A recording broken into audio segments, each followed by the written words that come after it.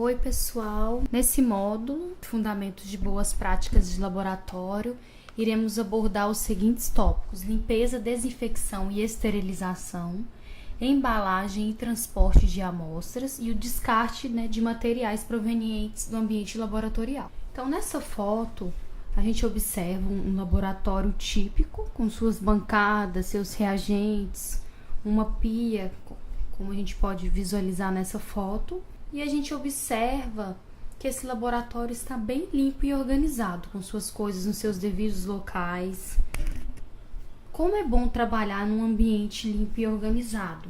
Essa organização, essa higiene, ela é importante tanto para a segurança do laboratório, dos manipuladores, do meio ambiente. E é muito importante nós termos um conhecimento básico dos processos de desinfecção e esterilização nesse ambiente laboratorial, uma vez que estamos o tempo todo manipulando com reagentes químicos, reagentes tóxicos, agentes biológicos infecciosos, por exemplo. Alguns materiais muitas vezes estão muito contaminados e não podem ser diretamente desinfectados ou esterilizados. Antes, eles precisam passar por uma limpeza. Assim, também é importante compreendermos os fundamentos da limpeza. Todos esses princípios de limpeza, higiene e ordem e os processos em si de desinfecção e esterilização, se mal executados, também podem dar origem a diversos acidentes. Então é importante sabermos como nos proceder diante desses processos, desses procedimentos. Nos ambientes em que há troca de turno ou plantão, os manipuladores, por exemplo, das diferentes categorias profissionais, devem ter a responsabilidade, ou melhor dizendo, deve imbuir esse espírito de ordem e arrumação, pensando sempre no colega. Então é muito importante o trabalho em equipe. Esse trabalho em equipe, pensando no próximo, naquele outro colega que vai usar aquela bancada posteriormente a você. Então, se você derrama um cultivo de bactéria, por exemplo, e não faz a limpeza adequada da bancada, e um outro colega desavisado pode estar sem luva e pode sem querer encostar naquela bancada não limpa da forma adequada, não desinfectada de forma adequada. E aí você pode contaminar um colega seu. Então é muito importante esse trabalho em equipe, que implica na saúde do colega, ou mesmo para evitar acidentes ou perda de tempo, porque você pode também levar à contaminação daquele produto final, daquela indústria, se você não toma as medidas corretas de limpeza, desinfecção e esterilização. Em desinfecção e esterilização, utilizamos alguns termos importantes. E é interessante sabermos diferenciar esses conceitos. Então, antimicrobiano é qualquer agente que mata micro-organismo ou impede o seu desenvolvimento ou multiplicação. O antisséptico já é uma substância que também inibe o crescimento e desenvolvimento dos micro-organismos, mas não necessariamente vai matá-los. Normalmente são aplicados sobre a superfície do corpo, os antissépticos. O biocida já é um termo geral utilizado para qualquer agente que mata organismos. O germicida químico é uma substância química ou uma mistura de substâncias químicas que são utilizadas para matar, exterminar micro-organismos. Outro termo utilizado é biocida, que já é um termo geral para qualquer agente que mata ou extermina micro-organismos. O germicida químico é uma substância química ou mistura de substâncias químicas utilizada para matar micro-organismos. Descontaminação é qualquer processo de remoção ou eliminação de micro-organismos. Também é um termo utilizado para remoção ou neutralização de produtos químicos perigosos e materiais radioativos. Então, ele aplica também aos reagentes químicos. O desinfectante já é uma substância química ou uma mistura de substâncias químicas utilizada para matar micro-organismos, mas não necessariamente esporos, aplicados em superfícies ou objetos inanimados. Desinfectante. O processo de desinfecção é o meio físico ou químico de matar micro-organismos que também não elimina esporos, não necessariamente elimina esporos. O esporicida já é uma substância química ou uma mistura de substâncias químicas que vão matar tanto micro-organismos quanto esporos. A esterilização é um processo que mata e remove todas as classes de micro-organismos, incluindo os esporos. Então, a esterilização consegue exterminar os esporos, muitas vezes resistentes. O microbicida é uma substância química ou mistura de substâncias químicas que matam micro-organismos. Então, aqui nesse slide em vermelho, eu coloquei todos os termos que matam os micro-organismos. E os que estão com uma estrelinha azul também são capazes de matar não só os micro-organismos, mas também os esporos. A limpeza prévia. Então, como eu coloquei anteriormente, para se conseguir uma desinfecção ou uma esterilização eficaz, é muito importante a gente proceder, uma limpeza prévia, seja daquele produto, daquela bancada, de algum material. Então, é importante aquele material estar limpo. Então, muitos germicidas só são ativos em materiais previamente limpos. Os germicidas químicos não são necessários para a limpeza regular de pisos, paredes, mobiliário. Apenas em certos casos de controles de surtos, porque eles também são muito fortes. Então, em caso de surtos, você pode aplicá-los, mas no dia a dia você não necessariamente precisa para a limpeza. Os métodos de limpeza dependem do tipo de superfície, o tamanho do local e o tipo de matéria orgânica. E a operação em si da limpeza, ela compreende nas seguintes etapas: na escovação com água e sabão, na fricção, esfregação, enxágue e secagem. Pode-se utilizar alguns aparelhos automatizados, como por exemplo aparelhos de ultrassom que facilitam a retirada de resíduos. Pode ser muito importante, por exemplo, para a lavagem e limpeza das pipetas sorológicas, muito utilizadas nos laboratórios. A limpeza também, ela segue um horário e uma frequência. O horário, ele deve ser sempre em momentos que não haja manipulação no laboratório, de preferência quando não houver ninguém, por exemplo, no final do turno. Porque após o término da limpeza, é importante geralmente aguardar 30 minutos para iniciar a manipulação daquele local, principalmente em laboratórios que necessitem de um controle maior das partículas do ambiente, cultura celular, por exemplo, laboratórios de biologia molecular.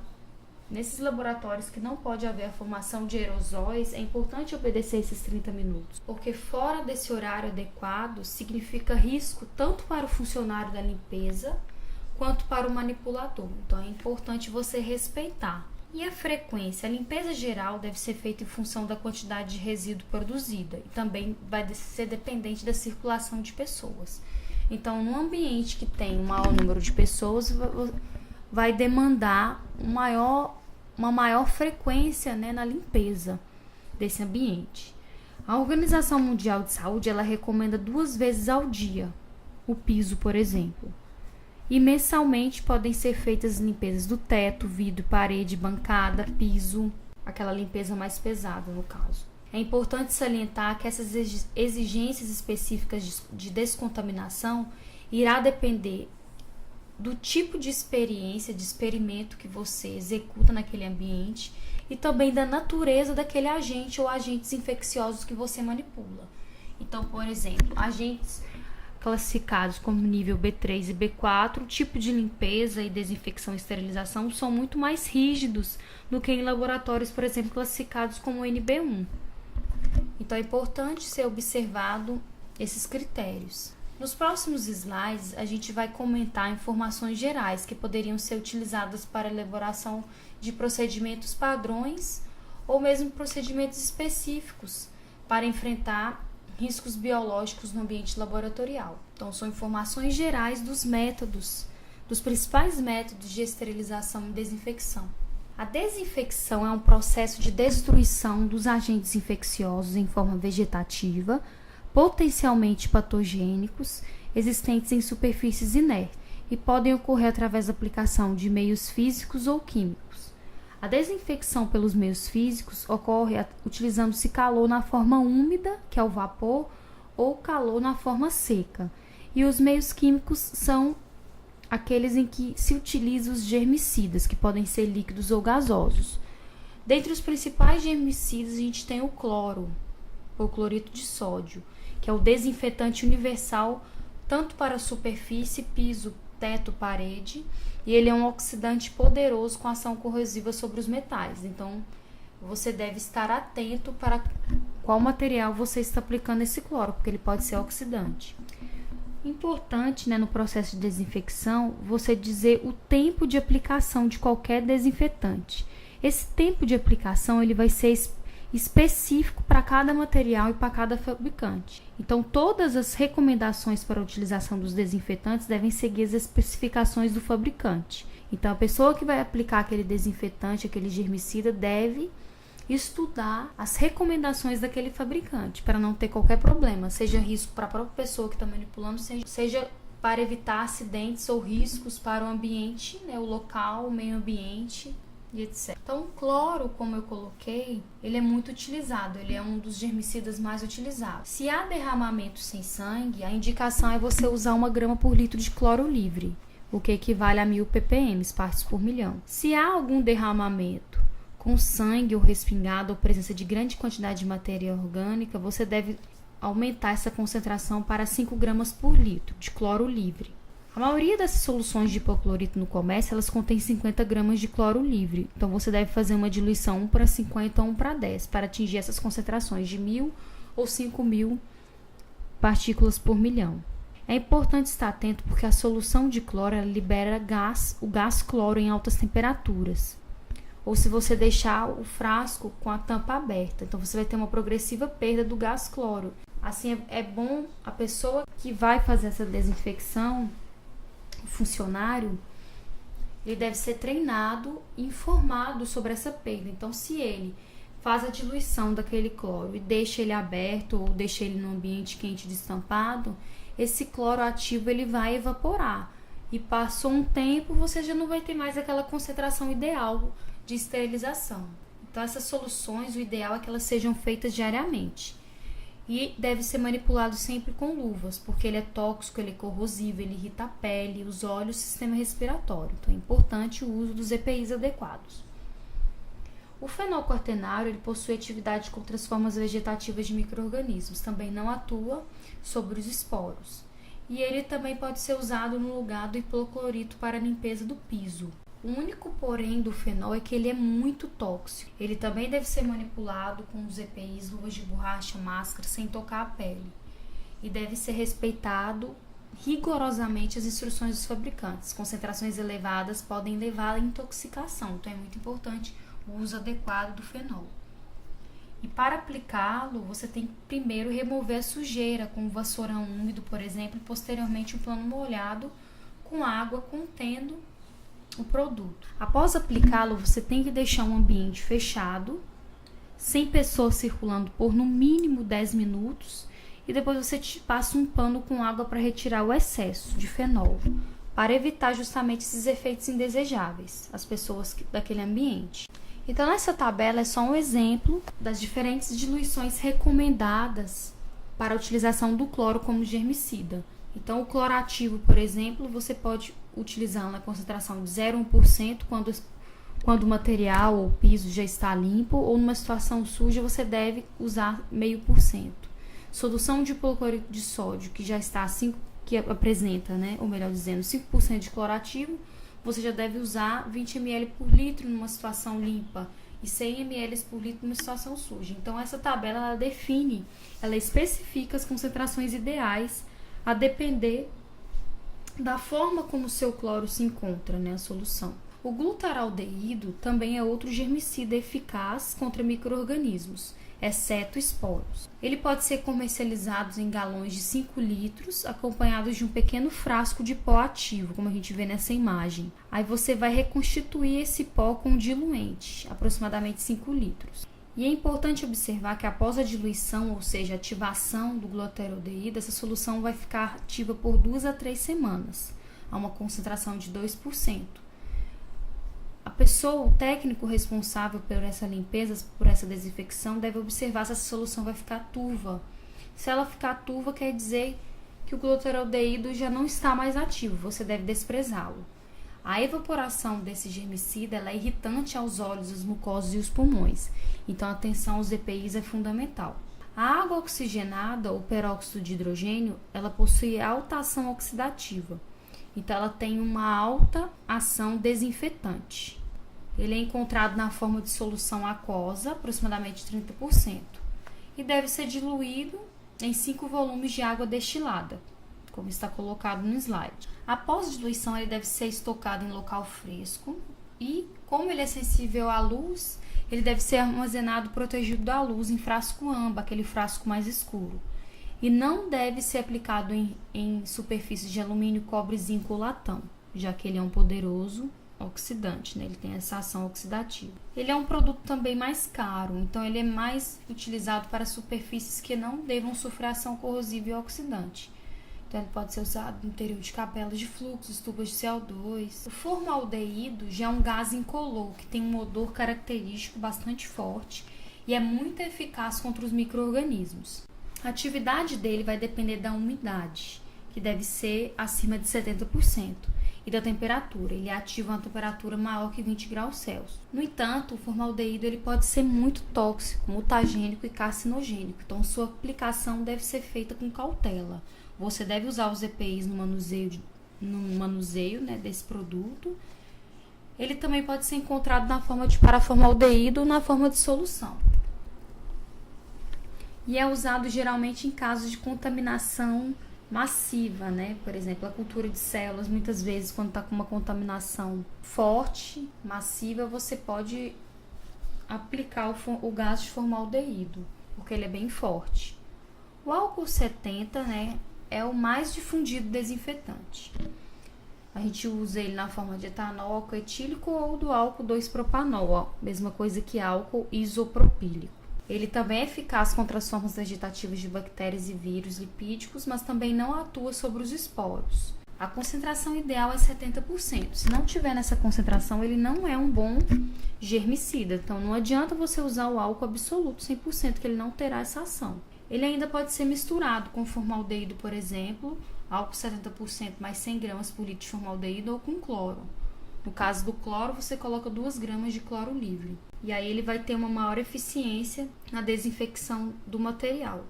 O iodo, ele tem uma ação similar do hipoclorito de sódio.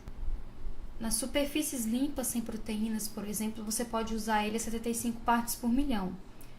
No entanto, ele também é tóxico e irritante à pele, olhos e vias aéreas, então ele deve ser manipulado com luvas. Quando ele é utilizado para lavagens de mãos, por exemplo, como esporicida, ele deve ser diluído em álcool etílico. Não pode ser aplicado em objetos de alumínio ou cobre.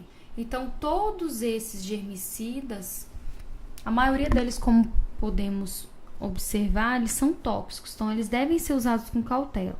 É interessante observar que a atividade germicida desses produtos desenvolve-se melhor e mais rapidamente com o aumento da temperatura. No entanto, altas temperaturas também podem acelerar a evaporação e provocar a degradação desses germicidas. Então, você deve ter atenção e ler as instruções do fabricante. Você tem que ter um cuidado especial também, não só na utilização, mas também no armazenamento desses produtos químicos, especialmente nas regiões quentes, como as regiões tropicais, porque a validade ela pode ser encurtada devido às altas temperaturas. Então, é importante você verificar isso e ter essa atenção também. A descontaminação ela pode ser feita do ambiente local, de câmeras de segurança biológica e através de lavagem e descontaminação das mãos. No meio ambiente local, você pode descontaminar o ar, o mobiliário, os equipamentos do laboratório. Você pode utilizar desinfetantes líquidos e gasosos. O hipoclorito, como eu coloquei, é um dos mais utilizados para desinfetar, descontaminar o ambiente local. Aquelas concentrações de 1 grama por litro ou 5 gramas por litro. E o peróxido de hidrogênio também é utilizado na concentração de 3%. A fumigação, que é justamente aquecer o formaldeído, como eu coloquei anteriormente, ele é um processo eficiente, porém perigoso. Deve ser realizada por um técnico treinado. As câmaras de segurança biológica, que falamos na aula anterior, a descontaminação muitas vezes é feita com paraformaldeído 0,8%. Você aquece numa placa elétrica para gerar o vapor do formaldeído. E em outro recipiente você coloca o bicarbonato de amônio 10% também aquecido para neutralizar. Deve-se tampar a abertura frontal e o exaustor dessa cabine para ocorrer a completa descontaminação. E você tem que evitar utilizar, manipular nessa cabine por no mínimo 6 horas. E a lavagem e descontaminação das mãos, como colocado em aulas anteriores, é fundamental para as boas práticas de laboratório. Então, mesmo você utilizando luvas, você tem que lavar frequentemente suas mãos. Inclusive, nessa imagem a gente já sabe os procedimentos, porque vocês elaboraram o POP para o procedimento correto das mãos, então deve ser feito de forma correta, seguindo o procedimento operacional padrão para a lavagem correta das mãos. Nessa outra tabela tem um resumo, né, do espectro antimicrobiano e das características de todos esses agentes antissépticos utilizados para a higienização das mãos. Então, o álcool, como a gente pode ver nessa tabela, ele tem um amplo espectro, ele é eficiente contra bactérias gram-positivas, gram-negativas, micobactéria, fungo, vírus. A velocidade de ação dele é bem rápida e a concentração ótima, como eu coloquei, é 70%. Clorexidina, que também é muito utilizada para desinfecção das mãos como antisséptico, ele é mais eficiente contra gram-positiva, micobactéria e fungo, ele já tem razoável ação e a velocidade de ação é intermediária. E ele também tem um problema, ele apresenta efeito residual e pode causar alergia. Compostos de iodo também tem um amplo espectro, no entanto a velocidade de ação dele é intermediária e ele pode causar queimadura na pele, irritante quando usado na higienização antisséptica das mãos. Iodóforos, que são compostos que liberam o iodo, também tem ação intermediária. E o triclosan, que é um outro tipo de antisséptico, que também é eficiente para gram-positiva e fungo ele não tem ação. Então aqui você tem essa classificação. Nessa outra tabela disponibilizada pela Organização Mundial de Saúde, nós temos as indicações da periodicidade do material utilizado para a limpeza e o procedimento, no caso para a limpeza de aparelhos, bancadas, chuveiros e lava-óleos, por exemplo, devem ser limpos semanalmente com água, sabão e álcool 70. Então, nessa tabela, que também está na apostila de vocês, vocês podem ler com atenção para vocês verem as indicações da OMS para limpeza e desinfecção de cada um. Filtro de ar-condicionado, por exemplo, que deve ser feito mensalmente, deve ter esse controle. Tem todas as especificações. Essas duas tabelas. Parede, pia. Pia, por exemplo, é diariamente. Piso, ou é diariamente ou é após derramamento de substâncias ou contaminação. Então é muito interessante essa tabelinha que a OMS distribui, que também coloquei na apostila de vocês. A desinfecção e esterilização pelo calor, né, que é um método físico. Então, o calor é um agente físico mais vulgarmente utilizado para a descontaminação de agentes patogênicos. E esse calor, como colocado anteriormente, ele pode ser úmido ou seco. O úmido nós iremos utilizar o que? Autoclaves, que utiliza justamente o vapor saturado sob pressão. É um dos métodos mais seguros e mais eficazes de esterilização. Você aquece a uma temperatura de 121 graus por um tempo de 15 a 20 minutos. Outro método que utiliza o vapor, o calor úmido, é a fervura. Ela não mata todos os micro-organismos, mas é um tratamento mínimo para desinfecção, enquanto outros métodos estão indisponíveis. O seco, né, ele é não corrosivo. Geralmente você aquece o material a 160 graus por 2 a 4 horas. E exemplos é a combustão e a incineração.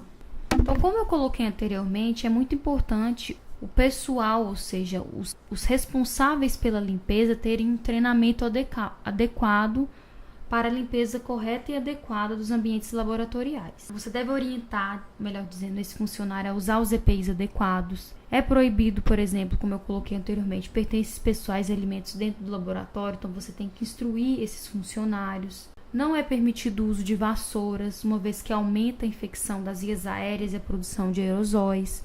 Sempre usar aquele vassourão úmido para a remoção da sujeira. Certificar que nenhum resíduo sólido da área biológica esteja sendo desprezado na rede de esgoto comum.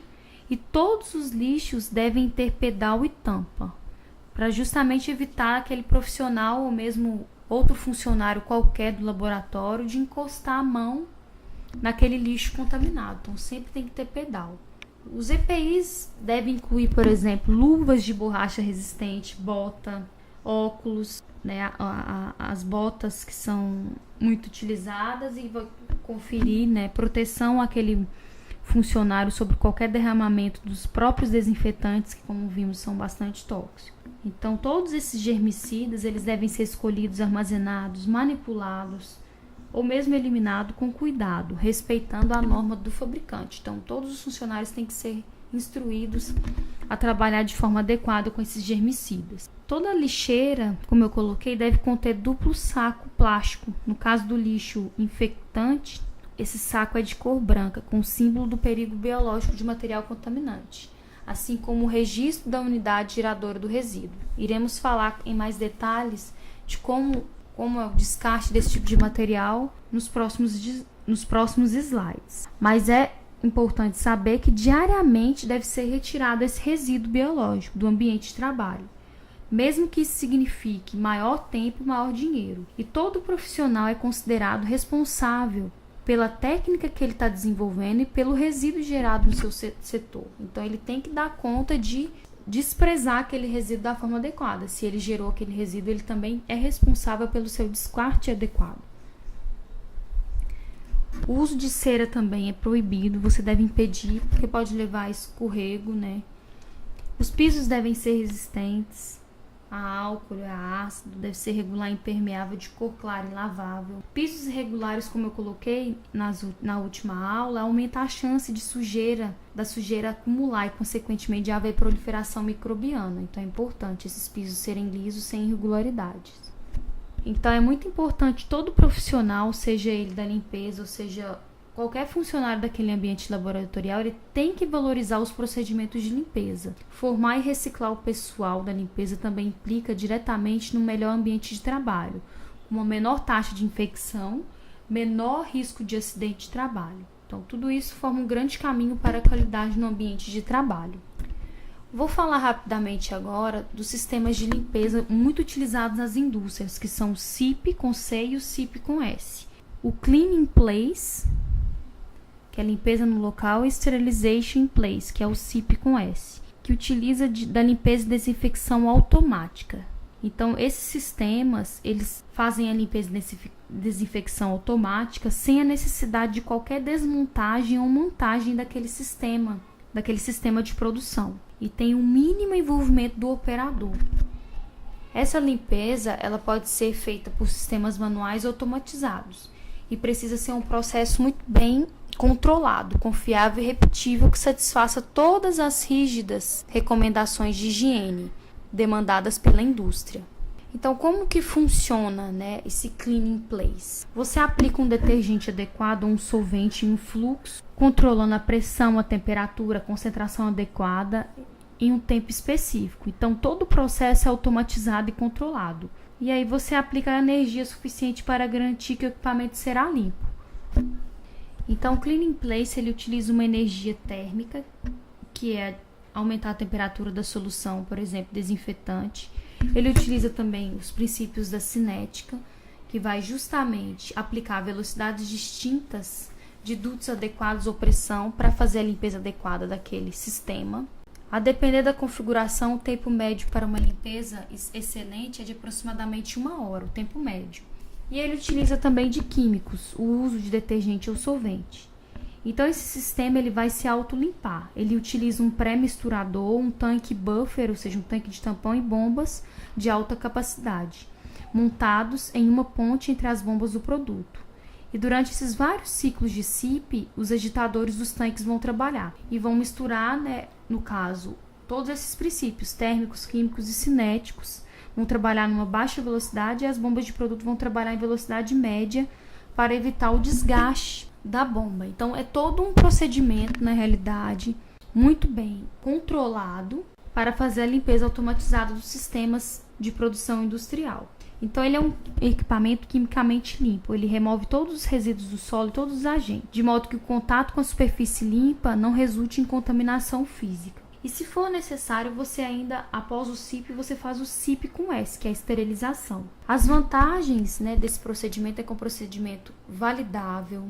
Os resultados são sempre reproduzíveis e controláveis. Você tem redução no ciclo do tempo da limpeza, aumenta a produtividade por meio da redução do tempo de parada, porque se você for parar a sua linha de produção para desmontar aquela linha de limpeza, limpar separadamente as peças, você vai demorar muito mais do que se você já tiver um sistema automatizado que não precise desmontar ou parar toda a linha de produção. Reduz gastos, incluindo produtos químicos, águas e efluentes. Você tem a melhoria da saúde e segurança do trabalhador que faria aquela limpeza, uma vez que ele não vai encostar, né, tudo controlado automaticamente. Você pode rastrear o lote dos produtos químicos utilizados para ter esse controle e pode executar limpezas muito mais complexas, variando a concentração, a temperatura, de forma a conseguir uma esterilização, uma limpeza mais eficiente. Então, nessa imagem, a gente vê um esquema, né, de como funcionaria. Então, você tem uma bomba com ácido que vai liberar o ácido, soda cáustica e água. Então, você vai eliminar em concentrações específicas, vai liberar essas CIPs, fluxos distintos, que vão fazer a limpeza daquele equipamento ou daquela linha de produção.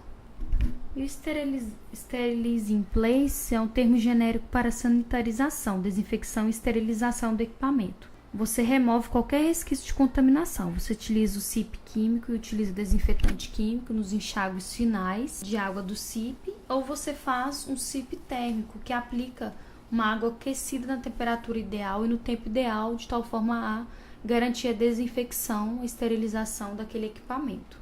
Outro termo encontrado na indústria é o WIP, que é o Wash in Place, que faz a limpeza automatizada com os mesmos itens do CIP, só que ele geralmente vai ter alguma intervenção manual, ele não é totalmente automatizado como o CIP. Então, no WIP, a validação é menos exigente. E o COP, que é o Cleaning Out of Place, é o método de limpar o equipamento quando você remove de sua área operacional e leva para a estação de limpeza. Então, é um método que, de uma forma ou de outra, vai levar uma perda de tempo, né? Porque você tem que tirar o equipamento da sua área inicial. Vamos falar um pouco sobre embalagem e transporte de amostras biológicas. O material biológico, depois do material radioativo, ele é o material mais preocupante para as autoridades que estão envolvidas com embalagem e transporte de amostras. Mas por quê? Porque com esse material as pessoas têm um risco de se infectarem em decorrência ao escape de micro-organismos nocivos através de embalagens quebradas ou que apresentarem vazamento.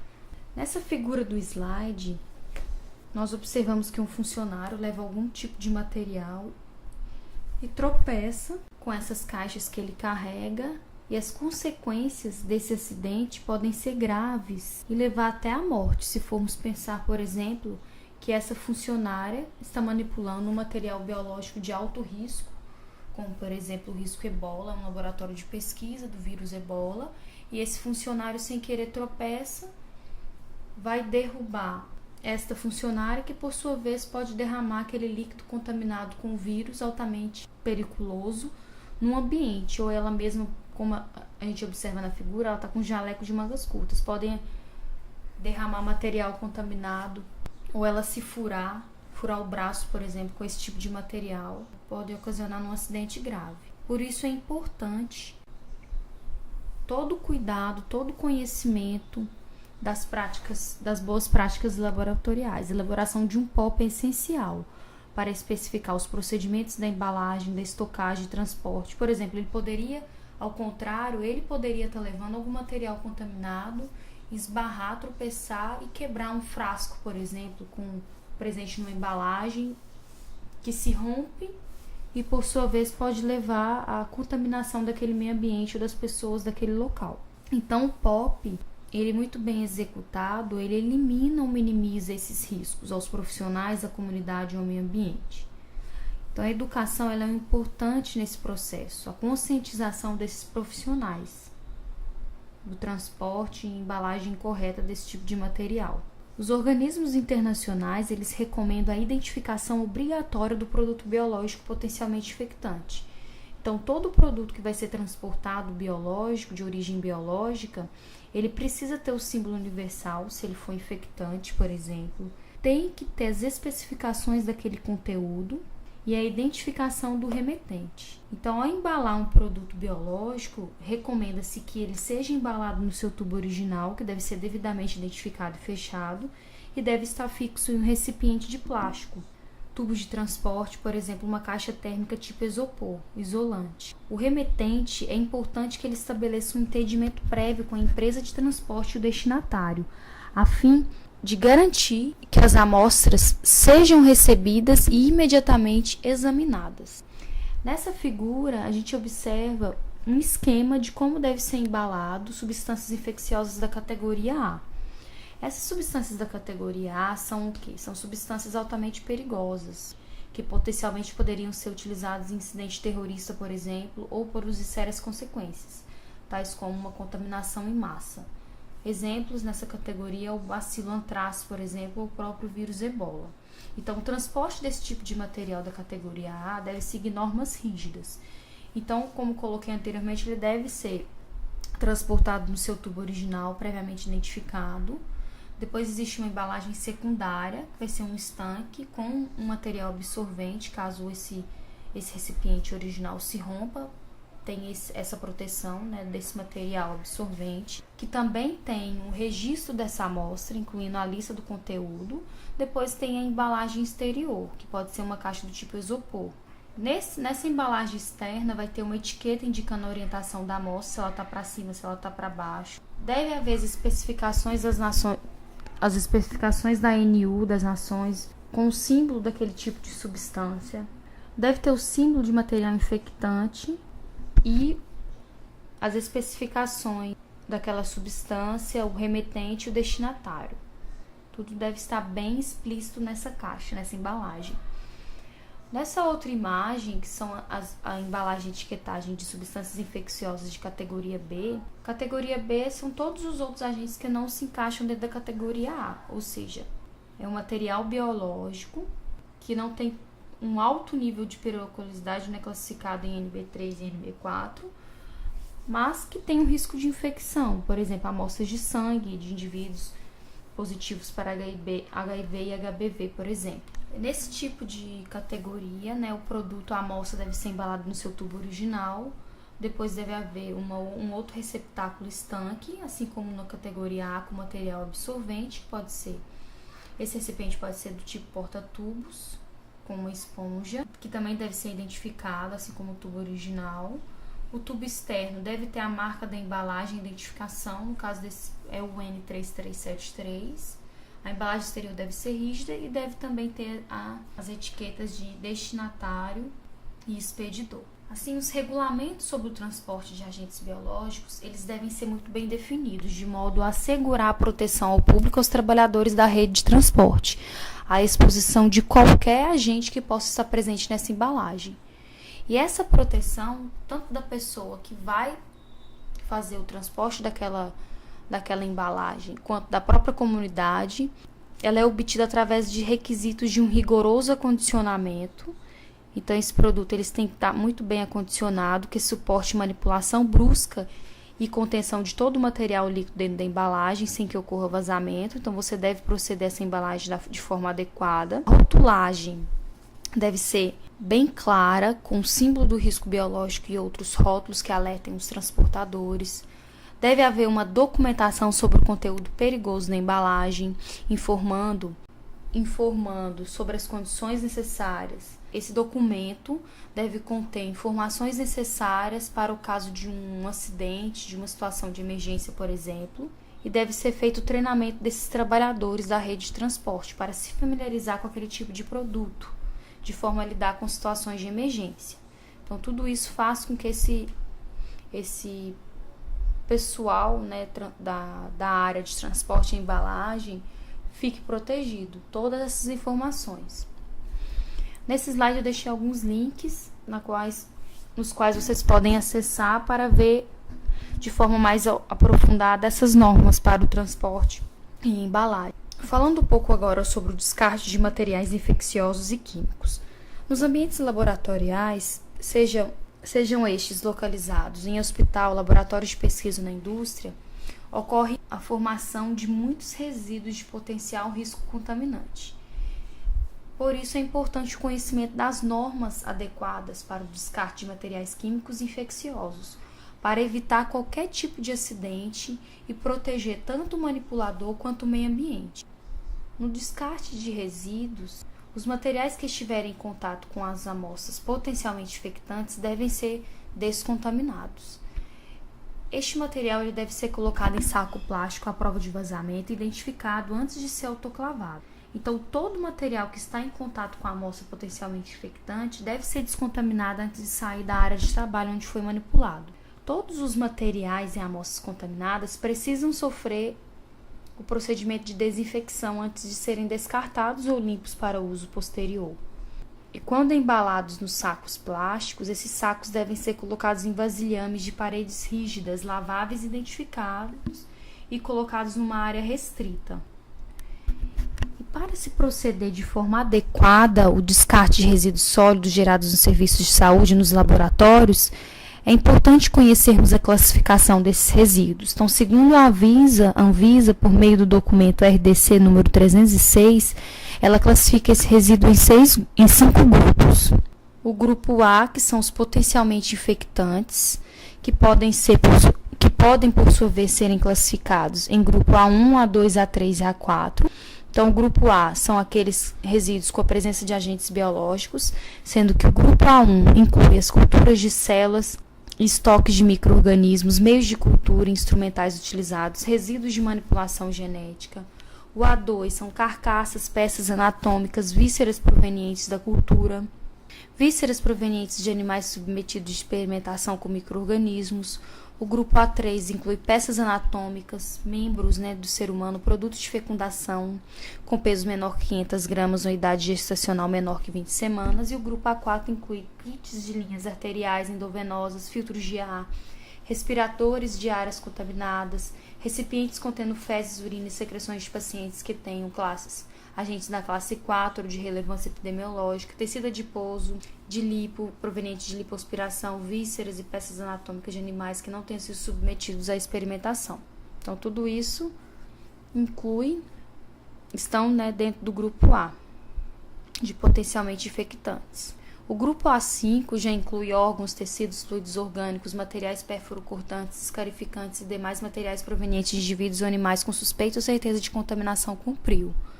Então, todos esses resíduos eles devem ser desinfetados e descontaminados, autoclavados para seu descarte final. A incineração em usinas de tratamento térmico é o método mais utilizado. E nessa incineração é importante que haja filtro de dioxina e furano para não levar a contaminação para o meio ambiente. Então, é importante que essas empresas que prestam esse tipo de serviço tenham essa proteção. Os resíduos classificados como grupo B são os resíduos químicos. São resíduos contendo substâncias químicas que podem apresentar risco à saúde pública ou ao meio ambiente, dependendo de suas características de inflamabilidade, corrosividade, reatividade e toxicidade. As informações desses resíduos químicos, geralmente, as características, elas se encontram, ou seja, elas estão contidas na ficha de informação de segurança de produtos químicos, o FISPIC. Então, essa ficha de informação de segurança, ela vai ter tudo, ela é a identidade daquele produto químico. Então, ela vai ter o nome do produto, a empresa que produziu, o telefone para emergência, a composição e informação sobre os ingredientes, o que aquele produto químico pode causar, quais são as precauções em caso de acidente. Então, são todas as características, a FISP que identifica ela especifica, melhor dizendo, todas essas características daquele reagente químico. Então, toda vez que você vai manipular um reagente químico, você deve procurar o seu FISPIC para saber dos riscos que você está sendo exposto, de qual EPI você deve usar ao manipulá-lo, como é o descarte desse material. Então, tudo isso você encontra nessa ficha. É muito importante o funcionário de um laboratório ter esse conhecimento e sempre buscar estudar a FISP de um determinado reagente antes de utilizá-lo. E no descarte desses resíduos do grupo B, que são os resíduos químicos, sempre é feita a neutralização. Então, resíduos químicos que apresentam risco à saúde e ao meio ambiente, quando não foram submetidos ao processo de reutilização, recuperação ou reciclagem, devem ser submetidos a essa neutralização. Os resíduos químicos no estado sólido, quando não são tratados, eles devem ser dispostos em aterros de resíduos perigosos. E os resíduos líquidos, eles devem ser submetidos a tratamento específico, sendo vedado em encaminhamento para aterros, no caso dos resíduos líquidos. Esses resíduos líquidos incluem produtos hormonais, antimicrobianos, citostáticos, antineoplásicos, imunossupressores, resíduos de insumos farmacêuticos, dentre outros. Eles não devem ser dispensados de forma alguma na pia antes do tratamento, porque pode levar à contaminação do meio ambiente ou mesmo explosão do sifão da pia. Uma medida extremamente importante no descarte desse grupo de resíduo é não misturar resíduos de diferentes naturezas e composições, porque você tem o risco de combinação química e combustão, que podem levar a graves acidentes.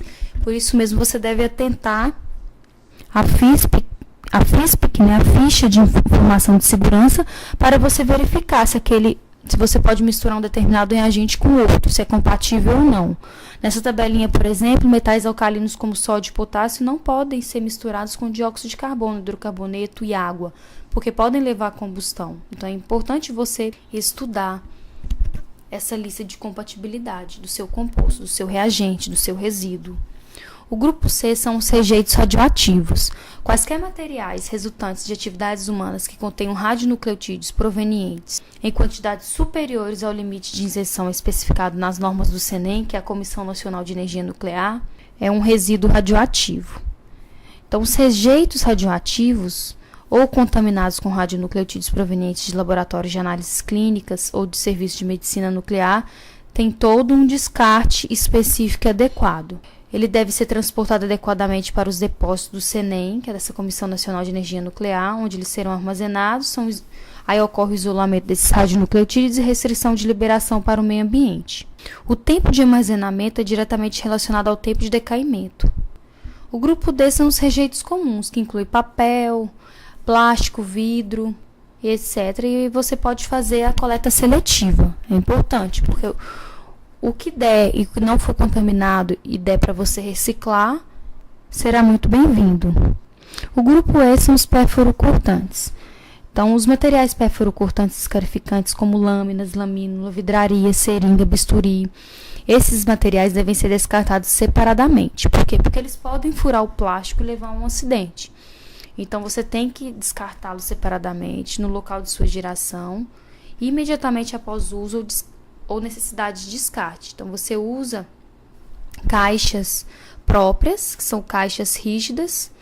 Tem todo um procedimento de montagem dessas caixas para o descarte final desses resíduos perfluorocortantes.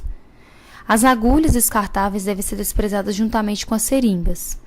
É proibido reencapar ou procedê-la à retirada manualmente. E esses recipientes, essas caixas, são rígidas, resistentes à ruptura e a vazamento com tampa devidamente identificada. Posteriormente, essa caixa pode ser levada para autoclavação para posterior eliminação final. Os procedimentos gerais de descarte. Então, cada uma dessas categorias de resíduos deve ser separada e condicionada de acordo com os procedimentos e formas específicas e adequadas para cada categoria. Então, existem símbolos estabelecidos pela Organização Internacional de Normatização, a ISO, e pelo Comitê de Especialistas em Transporte de Produtos Perigosos, ambos da Organização das Nações Unidas, adequada para cada caso. Na embalagem desse resíduo sempre deve ser afixada uma etiqueta autoadesiva que deve conter o laboratório de origem, a classificação quanto à natureza, advertências quando houver e o conteúdo qualitativo dessa embalagem. Os rejeitos orgânicos e inorgânicos deverão ser desativados com o intuito de transformar pequenas quantidades de produtos químicos em produtos derivados inócuos, justamente que é a neutralização preliminar para haver uma eliminação sem riscos. Essa desativação também deve ser realizada por pessoa especializada. Os resíduos armazenados para posterior recolhimento e descarte e incineração devem ser recolhidos separadamente em recipientes impermeáveis a líquidos resistentes com tampas rosqueadas, para evitar derramamento nessas tampas, e também devem ser fechados para evitar evaporação. É importante sempre observar os símbolos internacionais existentes na fonte produtora daquele resíduo, na sua embalagem. Os resíduos tóxicos, inorgânicos, sais orgânicos de metais e soluções devem ser previamente diluídos a nível de concentração segura para ser descartado nas pias. A concentração máxima permitida para os metais, por exemplo, de cádmio é 1 mg por litro, do chumbo é 10 mg, do zinco é 5 mg por litro, do cobre é 5 mg por litro e do cromo é 10 mg por litro, prata 1 mg por litro. No caso do descarte dos resíduos inorgânicos, os ácidos você tem que diluir em água, neutralizando com bases diluídas, e depois você pode descartar na pia. Os reagentes básicos você dilui em água, neutralizando com ácidos diluídos e descartar na pia. Os neutros você pode diluir em água e descartar diretamente na pia. Os inorgânicos insolúveis, com risco de contaminação ao meio ambiente, você pode armazenar em recipientes etiquetados para posterior recolhimento. E os inorgânicos insolúveis sem risco de contaminação, você pode fazer o descarte direto na pia. Os resíduos orgânicos, aqueles tóxicos, devem ser coletados em recipientes etiquetados para posterior recolhimento. Os ácidos, novamente, como no anterior, você neutraliza com bases diluídas em água e descarta na pia. O básico, dilui em água, neutraliza com ácido diluído e descarta na pia. O neutro, você dilui em água e descarta em água corrente. Os insolúveis com risco de contaminação, você armazena em recipiente etiquetado para recolhimento posterior. E sem risco de contaminação, você descarta junto ao lixo comum.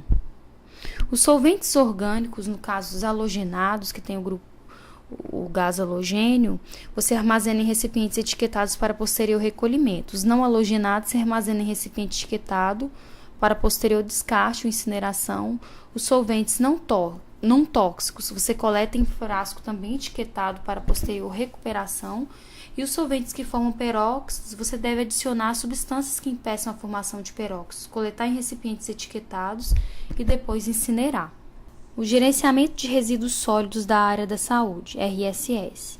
Então, a Organização Mundial de Saúde, ela define que o manipulador ele é responsável pelo resíduo que gera até a sua disposição final. Então, um dos grandes desafios da humanidade é justamente a disposição final desses resíduos. Então, o despertar de consciências, ou seja, a conscientização dos manipuladores, dos trabalhadores para a preservação do meio ambiente e qualidade de vida, ainda é um processo que está em constante construção e deve ser sempre trabalhado entre os profissionais para que eles possam ter e fazer o descarte consciente desses resíduos sólidos. Então, esses resíduos sólidos, eles têm um risco biológico inquestionável. Eles agregam material potencialmente infectante de alta periculosidade para o homem. Se esse tipo de material apresenta um risco químico, você deve inativar quimicamente, fazer a inativação química desses resíduos.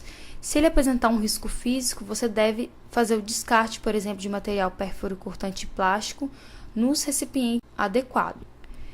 E esse gerenciamento desses resíduos sólidos, ele requer um treinamento e biossegurança do profissional que vai manipular esse tipo de material.